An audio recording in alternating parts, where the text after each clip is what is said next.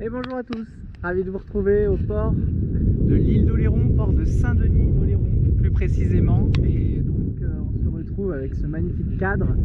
Enfin le soleil pointe le bout de son nez comme vous pouvez le voir. Ça fait plaisir parce que c'était que de la pluie ces derniers temps et donc du coup ça m'a un peu ralenti dans mes travaux. Mais voilà, maintenant je pense que le temps se stabilise un petit peu pour quelques jours, ce qui va nous permettre de travailler ardument sur Saori pour finaliser l'entretien et le carénage de Saori.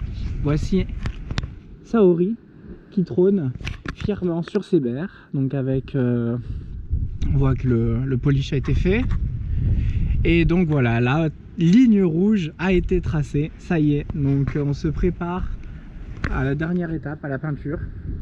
Donc ça va pas être la plus facile de toutes, mais en tout cas on va c'est quand même la finalisation l'achèvement si vous voulez de tout un travail. Et c'est vrai qu'avec une bonne préparation on va essayer de se simplifier au maximum la tâche pour qu'on n'ait plus qu'une simple exécution à faire. Voilà, donc avant toute chose, avant d'envoyer du rouleau, on va déjà s'occuper de l'hélice plus précisément pour aujourd'hui. Donc vous voyez que l'hélice elle a été complètement brossée, complètement mise à nu. J'ai fait au maximum pour essayer de retrouver son éclat d'origine. Je ne sais pas si vous le voyez bien. Voilà, j'ai essayé de nettoyer au mieux avec la ponceuse directement, puisque à la main c'est trop d'acharnement, trop de temps perdu. Et donc également pour la chaise d'arbre. La chaise d'arbre qui se trouve ici, qui sert à maintenir l'arbre bien dans son alignement. Donc elle aussi est en bronze, donc on va devoir traiter tout ça. Et pour ceci, donc vous voyez que j'ai déjà un petit peu préparé la zone pour tâcher le moins possible autour, pour faire un travail le plus propre possible. À savoir que ce petit scotch là, il est obligatoire, même c'est pas une question de propreté là pour le coup, c'est parce que ici va être fixée l'anode d'hélice, donc du coup il faut absolument que le contact se fasse parfaitement entre les deux métaux sans que ça soit recouvert par de la peinture ou que ce soit comme produit. Donc il faut garder un bon contact, que ce soit même sur les rebords, un maximum de contact. Donc là j'ai bien mis à nu, le plus clean possible, et après j'ai recouvert de scotch. Voilà. Alors après, pour savoir, il faut savoir que dans les anti-fouling, je me suis un petit peu renseigné encore. Dans les anti-fouling, il y a donc du cuivre, on en avait parlé précédemment. Et donc apparemment, mettre du cuivre sur du bronze, c'est pas terrible. Donc déjà dans un premier temps, on va éviter de mettre un anti-fouling classique sur ces hélices pour justement les raisons que je ne vous expliquer. Après, chimiquement, je pourrais pas vous l'expliquer. Donc du coup, soit on la laisse à nu, ce qui est une possibilité, vu que c'est du bronze et que le bronze dans l'eau ça tient, il suffit de le décaper, etc. Mais on risque de retrouver plein de petits chapeaux chinois l'année prochaine. Soit on utilise, il existe plein de produits, moi j'ai pris celui de la même marque de mon anti-fouling forcément. Voilà, pour Propeller, pour donc hélice. Donc c'est en gros un anti-fouling spécial hélice. Donc on va voir ce que ça donne, c'est la première année que je fais ça, on va voir, je vais essayer de l'appliquer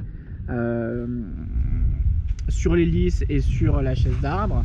Et on verra l'année prochaine, du coup, au prochain carénage, la prochaine fois que je sortirai le bateau, déjà un petit peu, déjà si c'est resté, parce que c'est bien le problème, on sait pertinemment que mettre un anti-fouling sur du métal sans primaire, ça ne tient pas. C'est bien tout le problème. Et en plus de ça, ce n'est pas n'importe quel métal, c'est un métal qui tourne avec beaucoup de frottement puisque c'est l'hélice. Donc du coup c'est un endroit qui va être assez compliqué. Les coquillages vont moins avoir tendance à s'accrocher que sur des endroits fixes forcément puisque ça tourne, donc ça a tendance à brasser un petit peu si vous naviguez régulièrement. Mais en revanche, vu que ça tourne, ça va avoir tendance à faire partir l'anti-fouling, au moins ce produit là. Donc voilà, c'est un produit spécifique pour les hélices, donc j'imagine qu'ils ont pensé à tout ça. Et donc voilà, on verra bien ce que ça donne. En tout cas, il existe des anti-fouling spécial hélice. Donc voilà, je vous les conseille. Et j'imagine aussi qu'ils ne sont pas à base de cuivre. Voilà. Donc c'est tout l'intérêt du produit, c'est que d'une, il tient mieux sans primaire, comme ça nous évite de mettre du primaire, parce que sinon ça va faire une surcouche sur l'hélice, ça va faire plus de poids, plus de frottement, etc.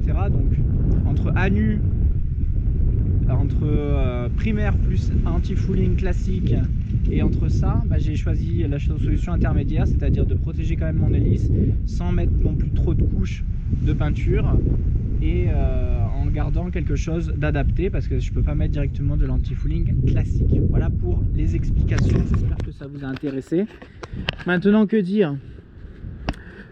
Écoutez, voilà, hein, au niveau de l'attirail, forcément des gants pour se protéger les doigts, puisqu'on va faire de la peinture. Un petit carton que j'ai pris pour, du coup, alors on le verra plus tard je pense, mais c'est de protéger la surface où je vais peindre.